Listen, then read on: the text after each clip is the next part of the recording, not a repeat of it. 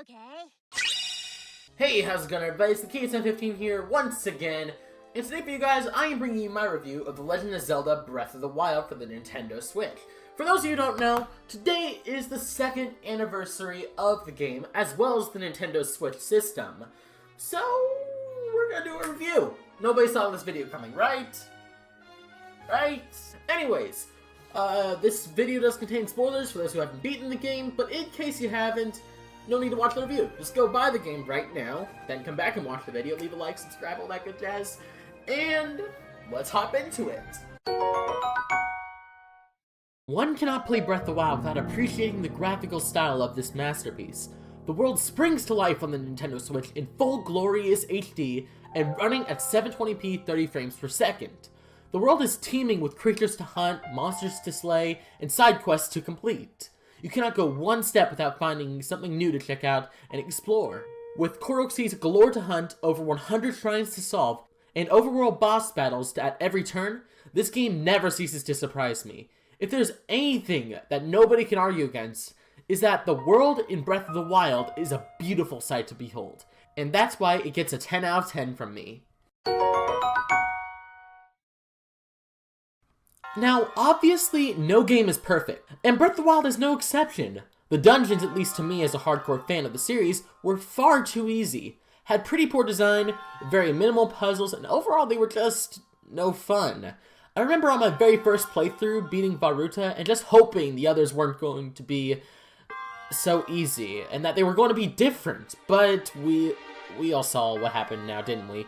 If you were to ask me what my favorite dungeon in the game was, I'd say Hyrule Castle, because at least with that, I get a big place to explore and discover secrets, along with a satisfying, not great, but satisfying 2-part Ganon boss battle.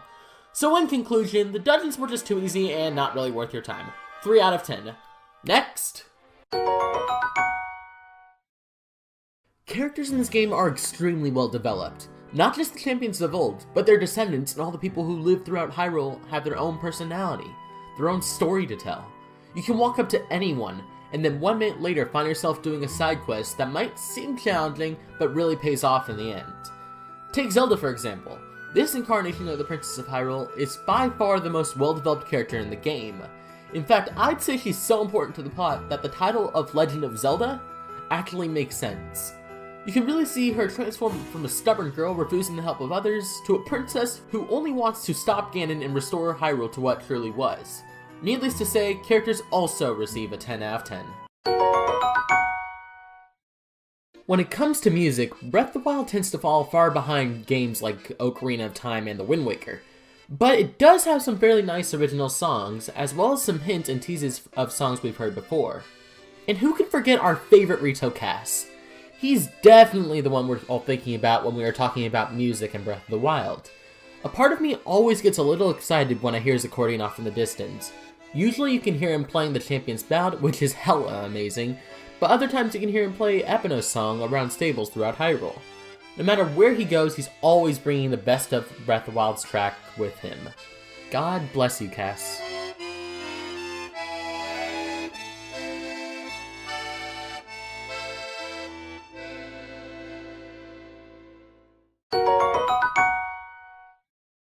The story of Breath of the Wild is incredible, and I realize that this kind of ties into the characters category, but the characters who we follow along in this story really make it special, with the voice acting delivering to us an experience unlike any other.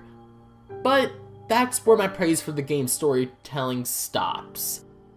The truth of the matter is, we don't get enough of those nice cutscenes or great little story bits in a normal playthrough of the game.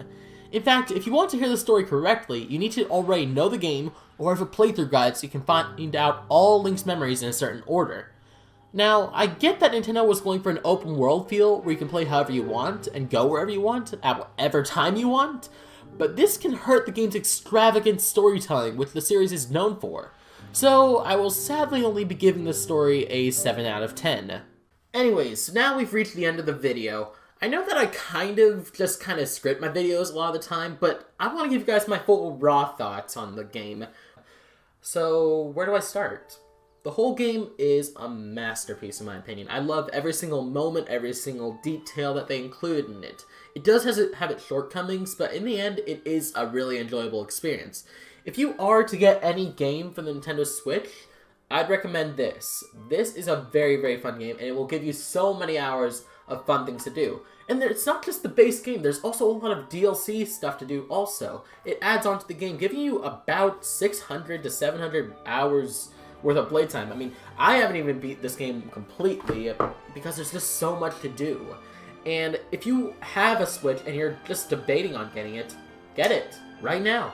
Sitting in front of you, right there, pick it up, take it to the cash register, buy it. Definitely worth it. Now, that's not to say that it's the most perfect game in the world, because there are better ones. Just go into this game, have a good time. Don't see it as just another Zelda game. See it as a new adventure, a new game for you to explore, a new world for you to explore, and just have fun with it. Anyways, that's all for today, folks. If you guys enjoyed this video, be sure to share it around with your friends. Hit that like button, hit that subscribe button, cut it up, blow it up, I don't know, do whatever you want from the button, just don't unsubscribe from the Key of Time. Anyways, guys, this has been the Key of Time 15, and I will see you all in the next one. Peace out. The name's Ness, I'm the best. You don't wanna mess with me unless you're top tier, G. Me over Lucas, crown eating moveset, better than the rest. I digress. Pick it thunder when I'm overhead, yeah. Pick it flash and you're as good as dead, yeah. Pick it fire to the ground, sit down, I'm not going anywhere. It's like I'm earthbound. What's that sound? Are you crying to your mother? I'm not gonna turn on you until you can't recover. Let's go another round, energy weapons don't bother. You without suspension and grab my vibe to deflect the bet. The better man has a plan to withstand what began as a match, which is a bloodbath to the math. Perverting your voice with psychic ability. You're a cloud, not a brother lacks the ability to go beyond a combat that doesn't involve juggling. It's not the new mechanic. Someday when you will be struggling, but don't you worry, someday you get the hang of it. In a rematch for today. Okay, gang, let's get out of here. PK respect.